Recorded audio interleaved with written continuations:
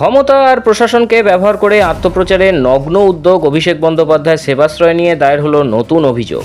এবার নিম্নমানের মেয়াদ উত্তীর্ণ ওষুধ ব্যবহারের অভিযোগে অভিষেকের বিরুদ্ধে এফআইআর দায়ের করলেন বিজেপি নেতা অভিজিৎ দাস ববি।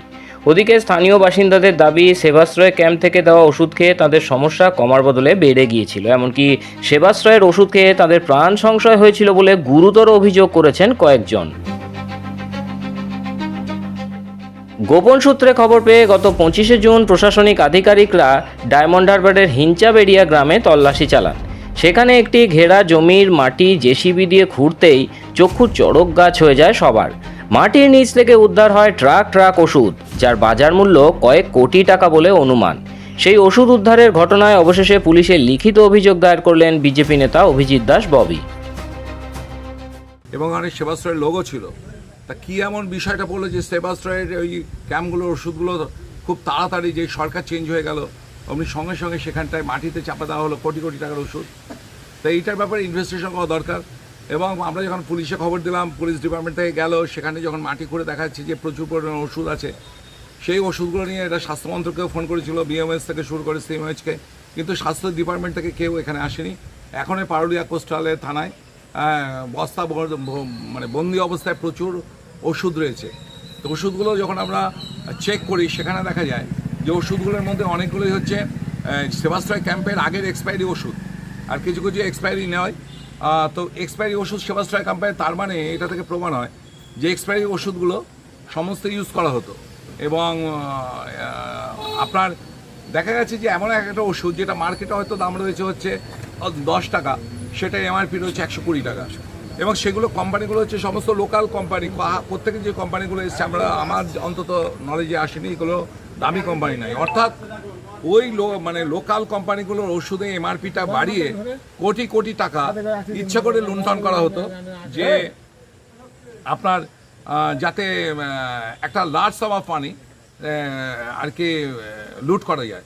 আরও রয়েছে যে ডিএম সুমিত গুপ্তা এবং শ্রী অরবিন্দ কুমার মিনা, এই দুজন ডিএমের আমলে এই ইলিগালিভাবে ক্যাম্পগুলো হয়েছে। কী করে ইলিগালিভাবে ক্যাম্পগুলো হয়? ডিএম কে ঘুমাচ্ছিল? কে পারমিশন দিয়েছিল সেবাশ্রয় ক্যাম্পে?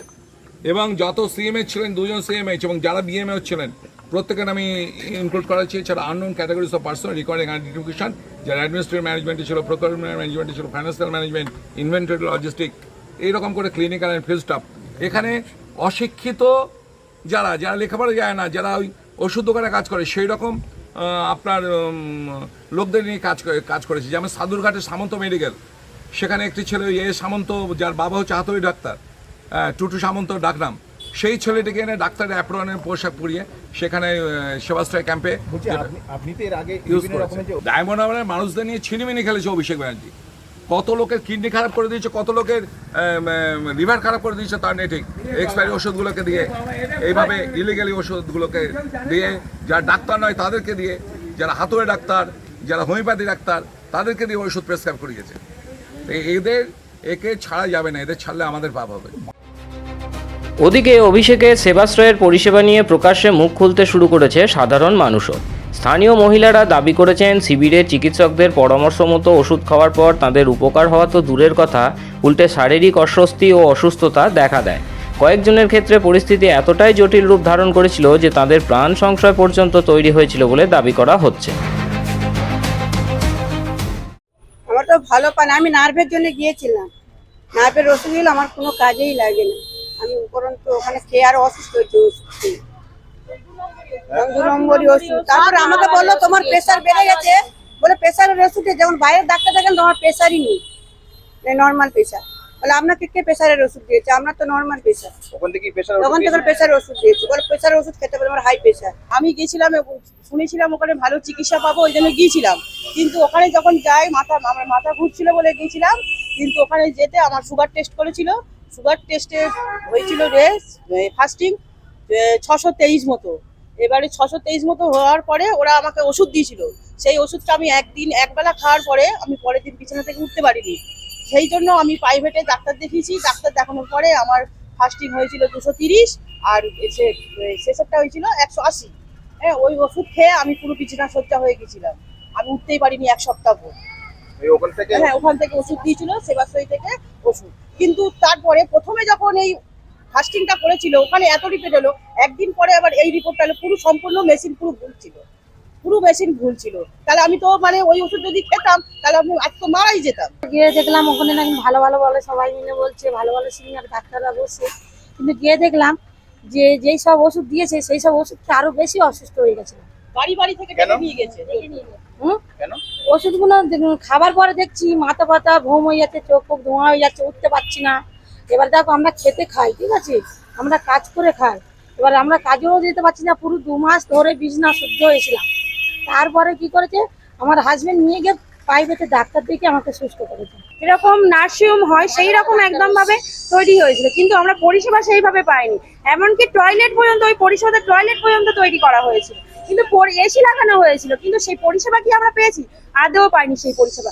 কেমন হয়েছে, ডাক্তার এরকম ছোট ছোট মানে কারণে গেছে, সেই পরিপ্রেক্ষিতে ডাক্তারগুলো আমাদের ভুলবশত ওষুধ দিয়েছে। আমাদের পাশাপাশি যারা গেছে, আমরাও গেছি, কোনো সুবিধা তো পাইনি, আরো আমরা অসুস্থ হয়ে পড়েছি। সেবাশ্রয় ক্যাম্পের সঙ্গে যুক্তদের একাংশের দাবি, শিবিরে এমবিবিএস চিকিৎসক সাজিয়ে বেশিরভাগ আয়ুষ, হোমিওপ্যাথি ও আয়ুর্বেদিক চিকিৎসকদের দিয়ে চিকিৎসা করানো হয়েছিল। এমনকি ডাক্তারি পড়ুয়াদের দিয়েও রোগী দেখার অভিযোগ উঠেছে। অভিযোগ, এই ব্যক্তিগত শিবিরের অভিষেকের মহিমা কীর্তনের জন্য স্থানীয় সরকারি হাসপাতালগুলি থেকে ক্ষমতার জোরে অতি প্রয়োজনীয় চিকিৎসা সরঞ্জাম ও যন্ত্রপাতি তুলে নিয়ে আসা হয়েছিল, যার ফলে সরকারি হাসপাতালের রোগীরা বঞ্চিত হন। এছাড়া শিবিরের প্যান্ডেল, আলো ও অন্যান্য মালপত্র সরবরাহের দায়িত্বে থাকা স্থানীয় ছোট ও মাঝারি ঠিকাদারদের বড় অঙ্কের বকেয়া টাকা এখনও মেটানো হয়নি। জনস্বাস্থ্যের মতো একটি অত্যন্ত সংবেদনশীল বিষয় যেখানে সরাসরি জড়িত, সেখানে এই ধরনের গাফিলতি এবং প্রতারণার অভিযোগ রাজনৈতিক মহলের পাশাপাশি চিকিৎসা সমাজকেও ভাবিয়ে তুলেছে। বিশেষজ্ঞদের একাংশের মতে, রাজনৈতিক প্রচারের আলো কাটতে গিয়ে যদি সাধারণ মানুষের স্বাস্থ্যকে বিপন্ন করা হয় তবে তা অত্যন্ত বিপজ্জনক। পুলিশ এই অভিযোগের ভিত্তিতে কী পদক্ষেপ গ্রহণ করে এবং ল্যাবরেটরি পরীক্ষায় এই ওষুধের গুণগত মান নিয়ে কী তথ্য সামনে আসে, এখন সেটাই দেখা। ব্যুরো রিপোর্ট, মাধ্যম।